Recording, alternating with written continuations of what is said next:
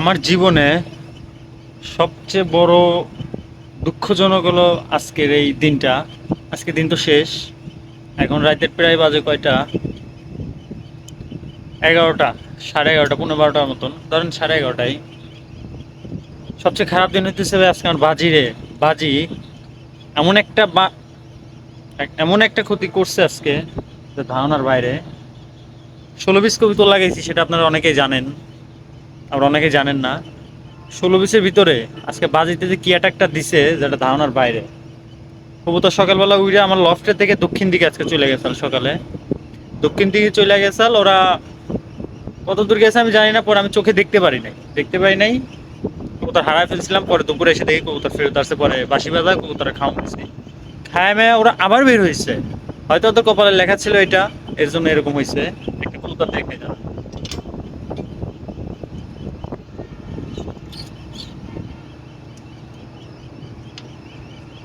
এই দেখেন। উল্টা করে ধরছি কবুতরটা, আগে উল্টা সাইডে দেখাবে। এই দেখেন, কতটুকু বোঝা যাচ্ছে আমি জানি না।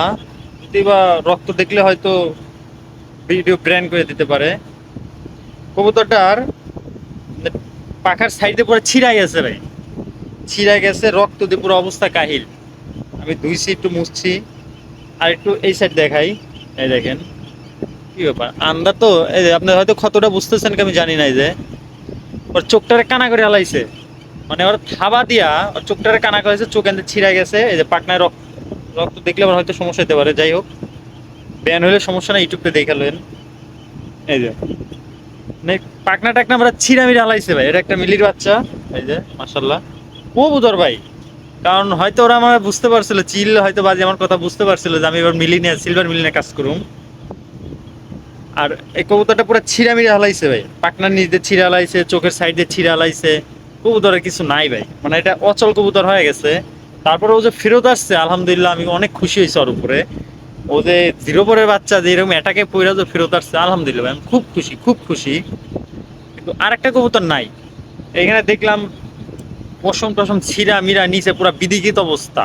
আবার অনেকে বলতে পারেন বিড়ালে আক্রমণ করছে, আমার এখানে কোনো বিড়ালের অপশন নাই, একটা বিড়ালও উঠতে পারবে না। ঠিক আছে, এরকম একটা পজিশন এটা।